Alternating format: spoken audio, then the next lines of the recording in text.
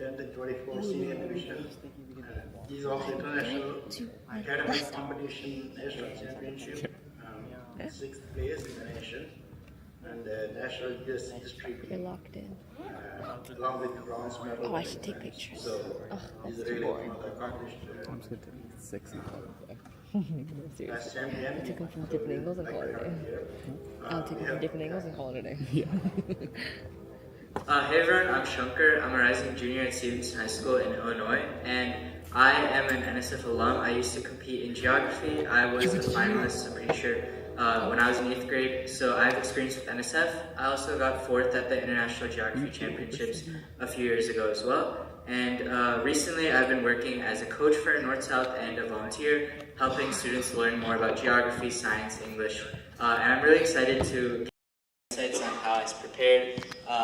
Honestly, my interest in geography started in 3rd grade. At my elementary school geography bee, that's really given me an interest in how things work, how spatial awareness is, and I just connected essentially how you prepare for the competition. Yeah. So I'm really excited to be on this panel today. Everything we say. Thank you.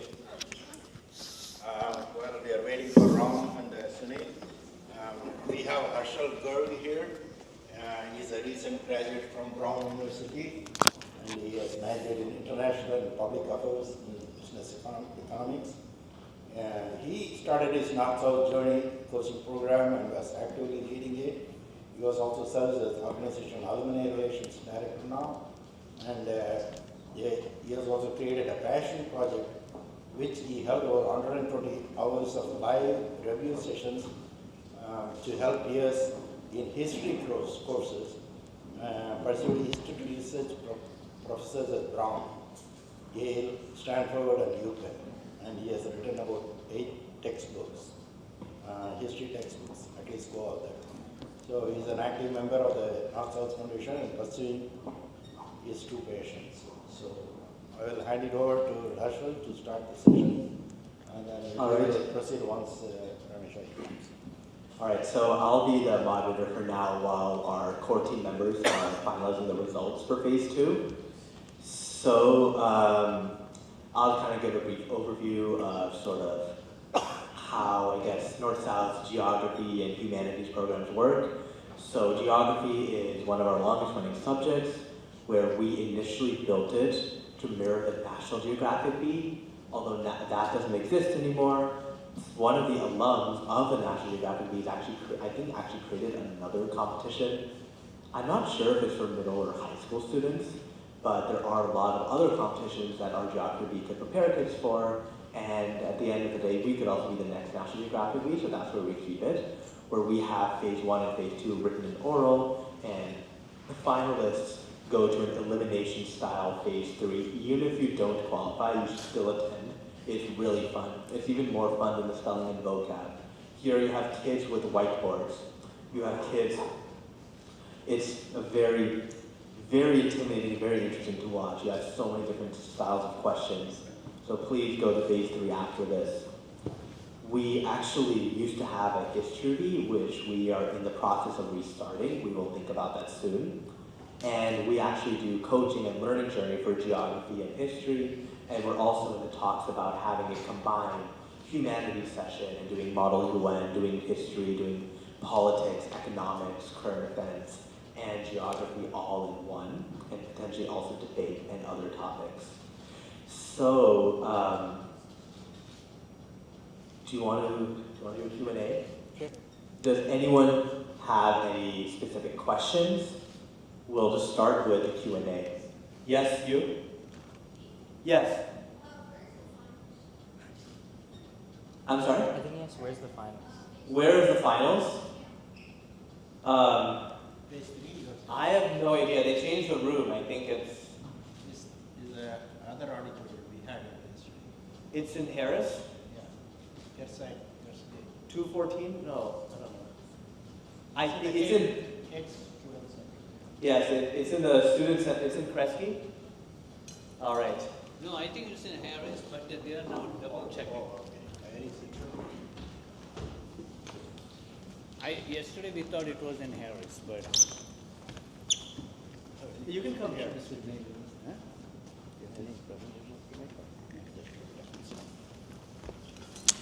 We will know beforehand. Okay, our new panelists have showed up. It's really a great privilege to have them because they are the ones who started the whole geography bee and been working year after year after year, setting up everything, syllabus, questions, contests, and everything. So we have Iyer. He's a team lead. He has been volunteering since 2008, and he became on. Thank you. So he's a core team member prior to 2013 for geography. Outside North-South, he has helped many participants in the formal National Geography B contest, which is of course discontinued round. ROM helps students who are interested in learning geography.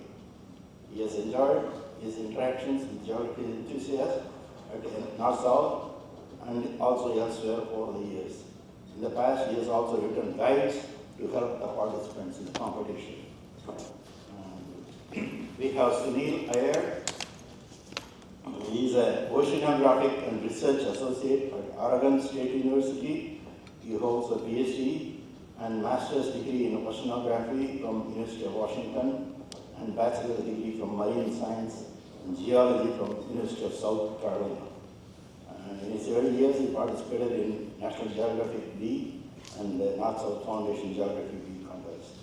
He has been volunteering North-South Foundation since 2008 and is one of the main guys in setting up the Geography B contest. So I will hand over the mic to Ram and then he can direct it. Thank you, JC, for inviting me to the Meet the Pro. So, our job, we are not going to give a long speech. Our job is to answer your questions so that we can make good use of the time. Basic direction is not necessarily how to win the contest, but that you can ask those questions and I think they will help answer that. But we want to stress on how geography is useful in your life and in the future and the career. So Harshil will be able to throw some light on it. I will be able to throw some light on it, and Suneil definitely will be able to throw some light on it. That Harshil is a history buff and he might be very good source for historical geography, that kind of stuff too. And so there's some practical answers you will be able to give. So with that, how about Suneil, you want to say something? Or can we just ask? Yeah, I think let them ask questions. Let's ask. Let them ask questions. They probably will. Yeah, there's anybody?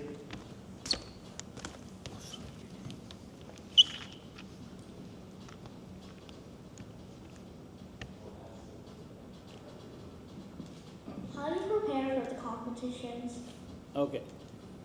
That will be any one of you. I think the best way to prepare for competitions is, first of all, you need like a strong base. So I would say just reading about countries, and I would say Wikipedia is a great source for that. Like, no matter what people say about Wikipedia not being trustworthy, I felt like it was a good source because of like the amount of information on there.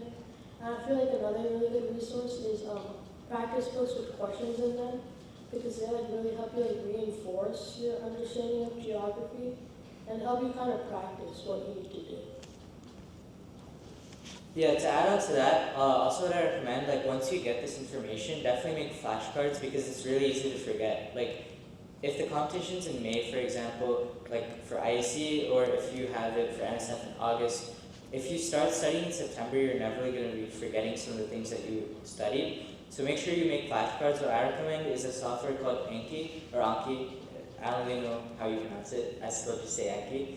But it's like spaced repetition. So if you make a flashcard and you study it, you get the answer right, it doesn't ask that question again until like a few days later. So you can keep on refreshing your memory again and again until the competition arrives.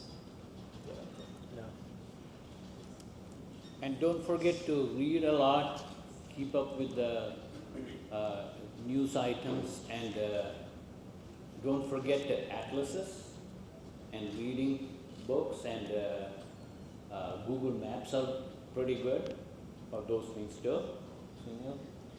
Yeah, I think one thing that it's important to emphasize is not just to memorize facts. I think that isn't useful, like, beyond the competition. It's not even useful in the competition. You're not necessarily going to receive questions that you have directly studied. It's about figuring out the answer based on your larger understanding. The way that I think is best to prepare in that way is to focus on reading versus memorizing cities and capitals and other things of that nature.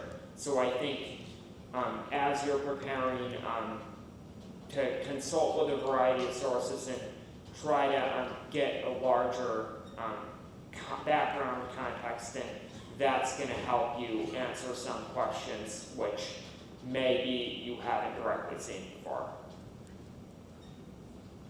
That's a question.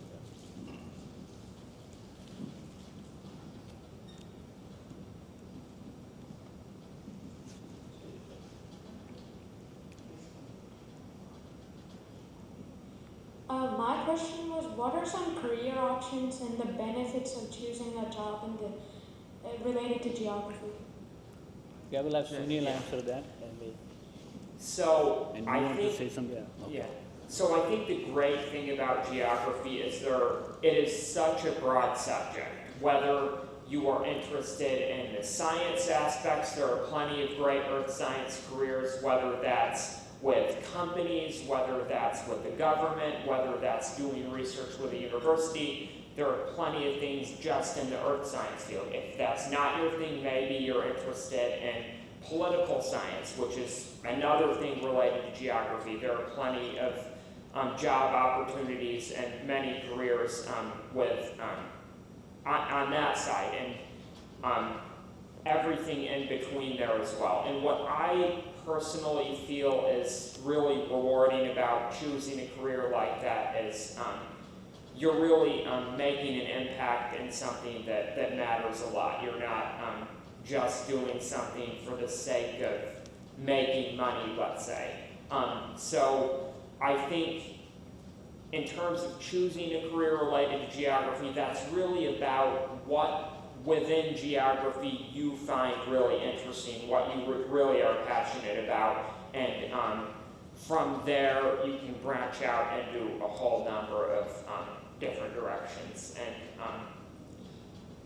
it's really rewarding, and I think there are also many options. You're not tied down to one specific thing, and maybe if you don't like it, you're stuck. That's not at all the case with careers related to geography, I think. So there are many directions you can go, whatever you feel passionate about. Yeah, and Harshil wanted to say something, and I want to, there are some parents sometimes, or the kids sometimes think that geography, that means no math and science. Not true.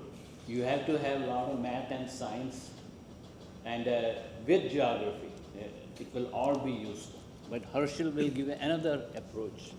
Yeah, so I really agree with Suneil that geography could be applied to anything. There's like earth science, political science, but it can also be applied to a lot of the mainstream career options that you guys are looking into.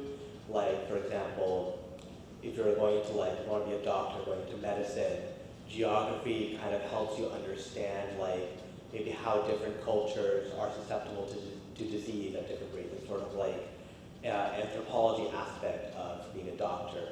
Or it could help you you could use your geography knowledge in more like public health research.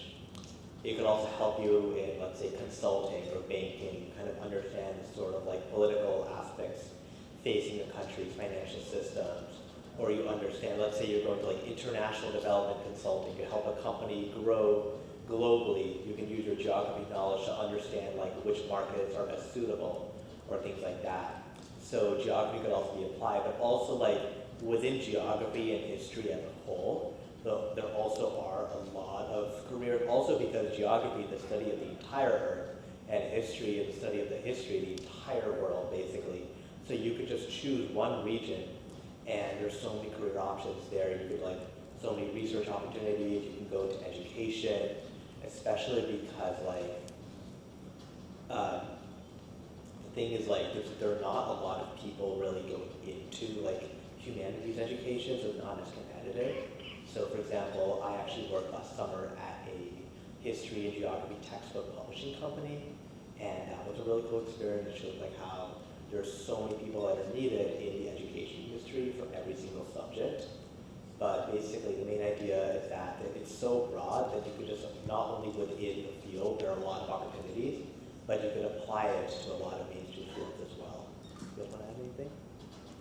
Any other questions? So what you are saying is geography is not just memorizing the capitals and rivers and mountains. No. There's a lot more to it.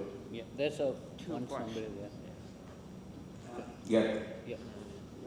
We will get you. We will let. It was morning. Okay, if I may, Yeah. first of all, thank you for taking the time. My dad was a geologist, and he ended his career as a marine geologist, one of the first in India. So I have a similar background. I am personally not a geologist, but I have enough of an appreciation of the subject to recognize how broad it is. Like on one hand is geology, on the other hand is economic geography, physical geography, and so on. As you set for this particular context coming back, do you have a sense of which areas of this broad subject that you emphasize?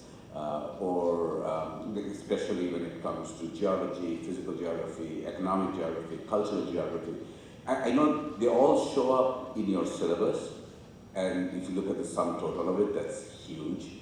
Are there areas that you emphasize versus others? And one final thought for the person who asked about careers, I would say just Google the term use of AI in GIS. That's a very fascinating area.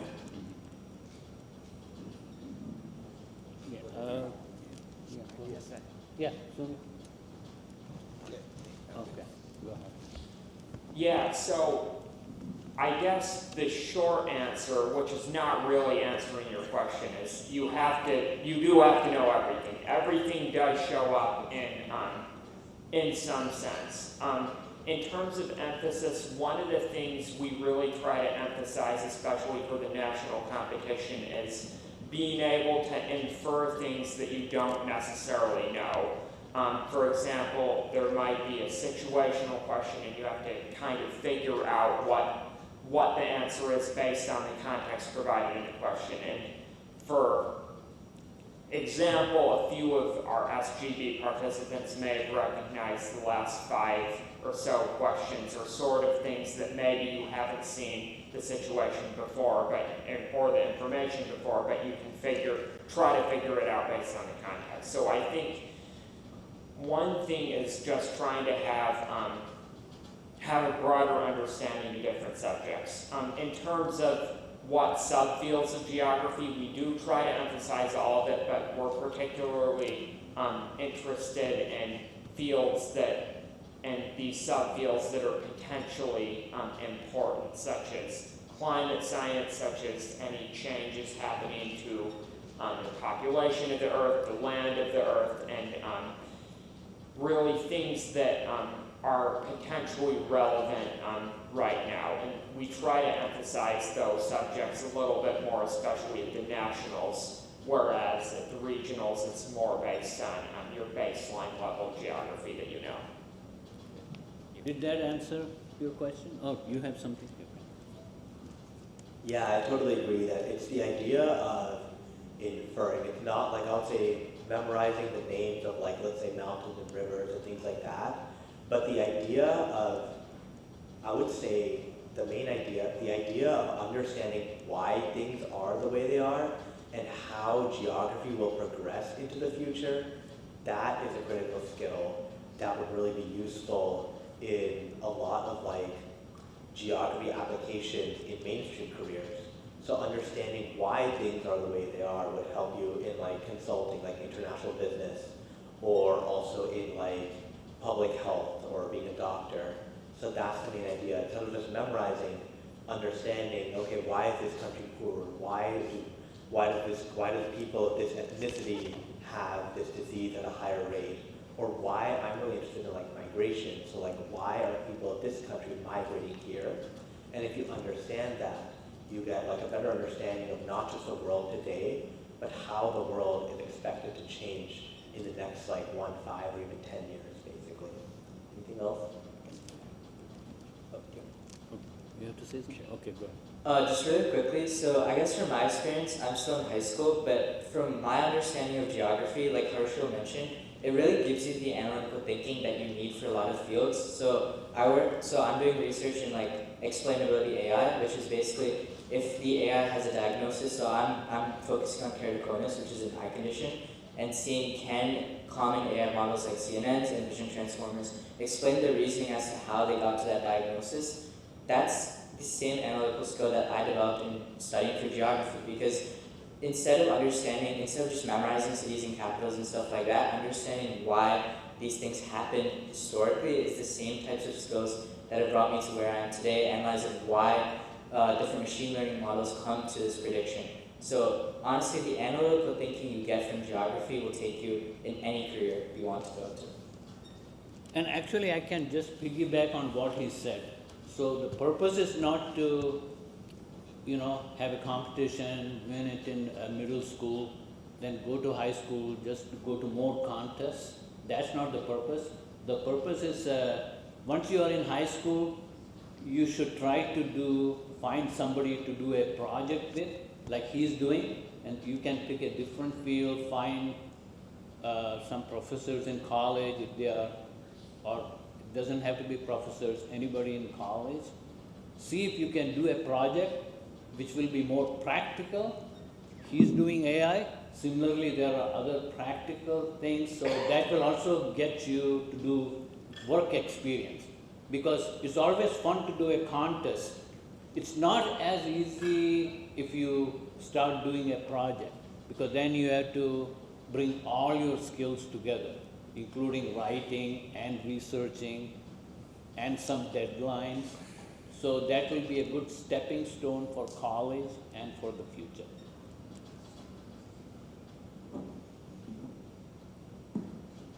Hi, I didn't go to school here or college. I'm from India. And what I struggle the most is how do I find books for the kid? Right now I have a kid who's going to middle school. They are perfectly capable of understanding high school concepts as well.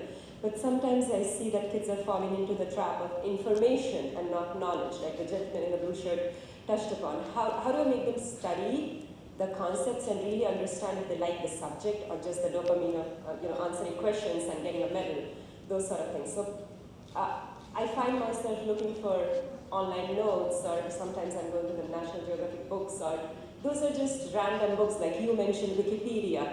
But if I were in India, I would just go and simply buy the NCERT books from 6th grade to 12th, and I would have everything that I need to know, at least to prepare the base of the child. But here, I don't have any books, so where do I go? Where do I go? That's the question. Okay, you are right. I think there may not be books, but this is what I would do.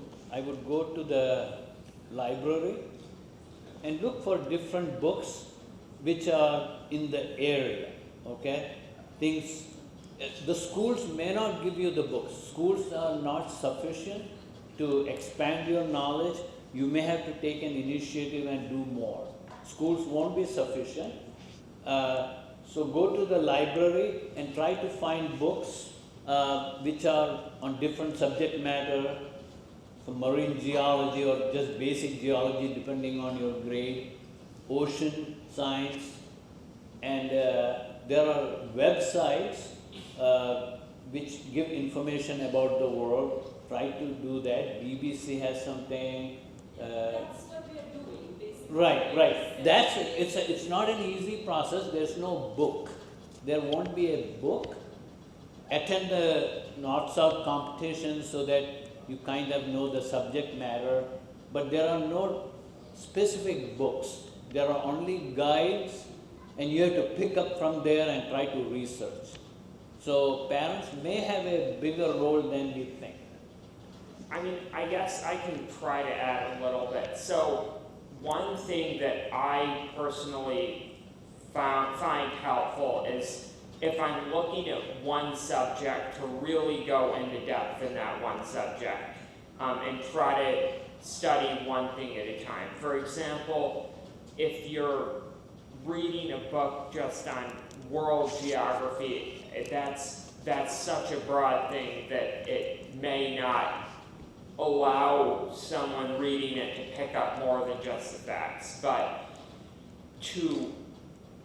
I think what is useful potentially is to try to focus on one thing at a start and see how a student, how you can pick up information from that and what potentially works best on when you're consulting with different sources on that one subject as a whole. What do you like? Your son, you're talking about your son? No? Oh, no. Okay. Anyone? Does that answer somewhat? Yes. Yeah. I just wanted to have that discussion. Right. Yeah, parents may have a bigger role than we think. Yeah, you like to go to the libraries and do some work. Yeah.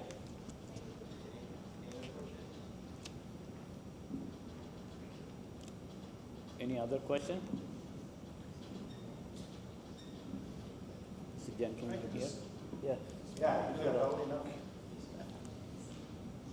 I just wanted to know, since you came on the result, thank you. How do you make it interesting for kids? I'm talking kids in the junior geography, right? So is there any methods to make it fun? Because they're still early, they're still young. So the concepts that you talk about here are a little bit more for older kids. How do you make it interesting for young kids? I would say I will ask other people to answer. For kids, I would say don't read encyclopedia. Try to read books which are third grade and second grade with large picture captions. Online sources okay, library is okay. They have nice pictures and they kind of make it more interesting. So don't start with the thick books. Start from kid-like stuff. But Harshil wanted to add. You may have something to say. Yeah, he will. The quality of questions we ask here, it's not that kind of stuff. So the type of questions you ask in junior geography is quite high, right? So how do we It's fun but also help them prepare? Right. I think it's not that high. I think it feels because you may have not faced it. I don't know many of them. Right. Okay. I think it will come with experience. Maybe next year you will know more. Yeah, I don't think it's that hard. So maybe you haven't realized where to go and look for it. So start.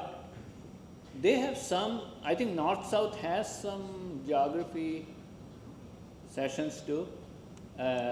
Your school, I used to say the schools do provide information. I'm not 100% sure, it depends on each state. So it's not true that all schools you will get enough information. So start with the books, but why don't you add? So I think it will be easier next time. Yeah, so I think to elaborate a bit further, I think it honestly depends on where you start. So I started geography really young. Every night when I came back from school, my dad would always just quiz me on he took the map away. He asked me what countries border X country and stuff like that. He made it a game, and then we tracked the progress every day. That kind of got me interested in it. And also in third grade, I had a geography bee in my elementary school. My mom helped me prepare, and we had a whole map of the United States and different regions and stuff.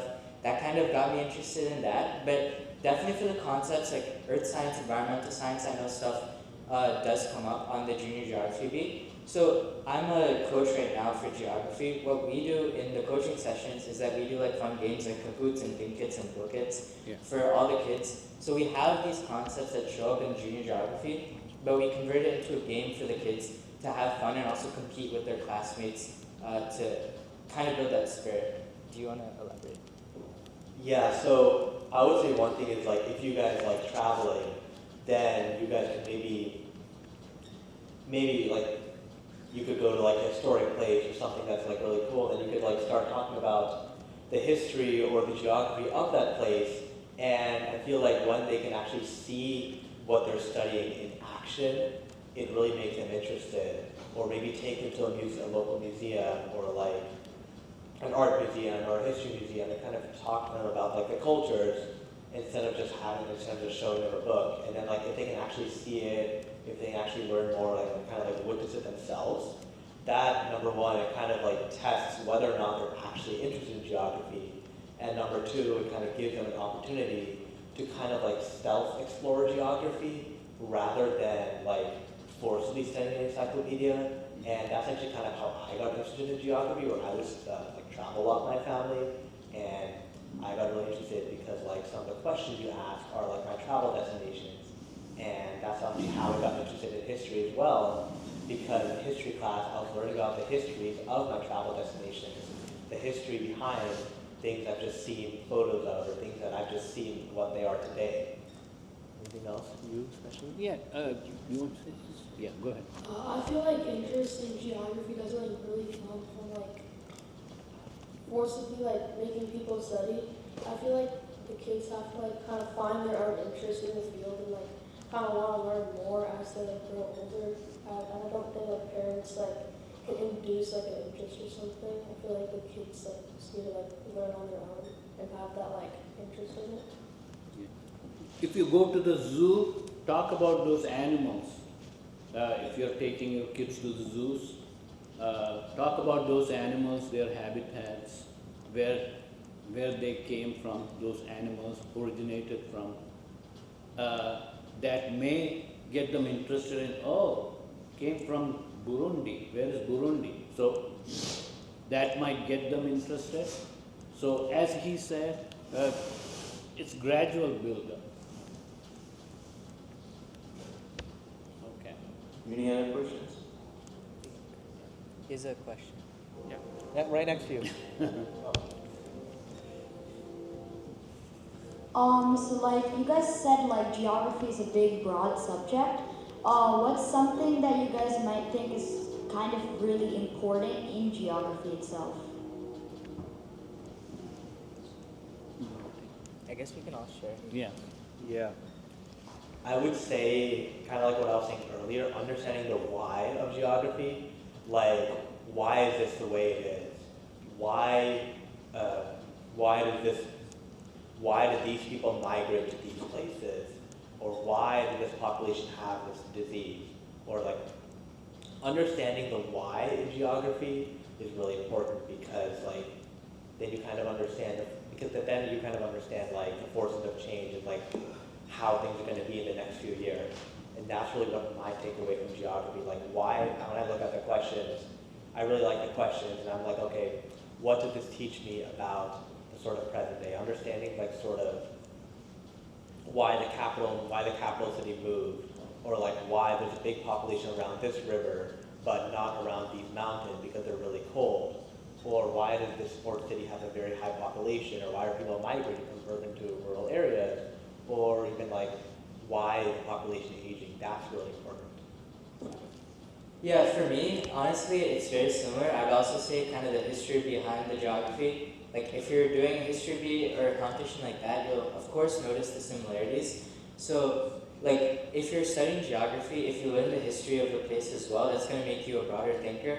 And don't just interpret this as being limited just to history and geography. This is also applicable to STEM because like I want to go into a career in STEM. I'm still studying geography and history because I get the analytical thinking from geography that helps me with other fields as well. So I'd encourage you, even if you're interested in STEM, still keep up your passion for geography because you never know when it's going to help you next. I'm going to take this from the competition aspect. So like I think one thing you should focus on from like the competition aspect of geography is like really finding your weaknesses and trying to like build on like trying to like make those weaknesses strengths and not keep them as weaknesses and just kind of work on your weaknesses and like really like elevate you, I guess. Yeah, I'm picking up on what he said about the whys. So, why this area has deserts? Why this area has forests? What's the difference in climate? Why is the climate different? What's the reason this region has more rainfall? What's the reason other region doesn't? Why is this area cold? Why is this area hot?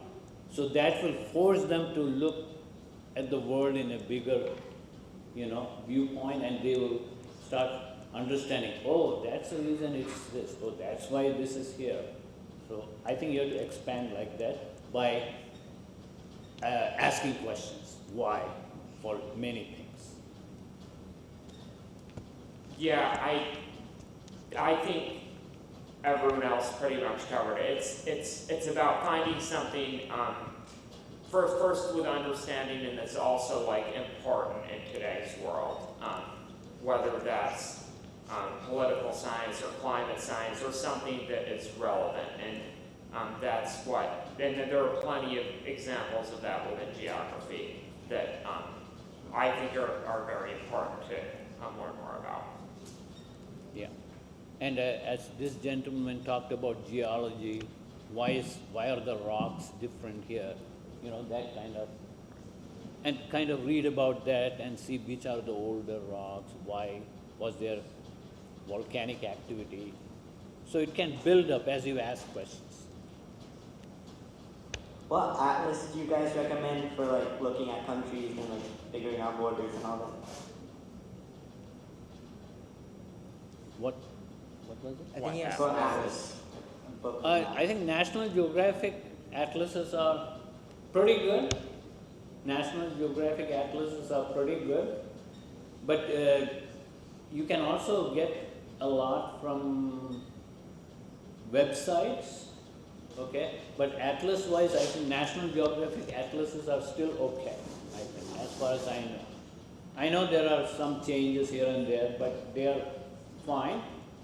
But there are other atlases too. I saw someone was more interested in the road atlas, and they were able to know about United States. So it might work fine. Make sure that third grader, second grader don't go for big atlases. Try to go for easy atlases.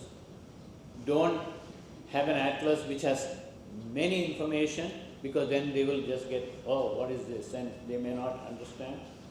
So try to step one at a time. But I have seen National Geographic atlases are they're pretty good. Also, just wanting to add something, so not necessarily about atlases, but I'd recommend to study for these types of competitions. You should increase your exposure to the subject in general. So what I had in elementary school, I had a map of the world in my bedroom. And every night before I went to sleep, I would just naturally look at the map and I would think, there's a city in here, there's a city there, there's a river here. That wasn't forced, it's just something that happened. And when you're automatically exposed to these things like maps on the wall, you're automatically going to learn, and it doesn't feel like a chore. It's just something that you do every day.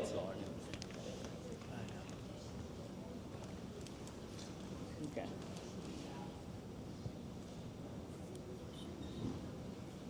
Anybody else?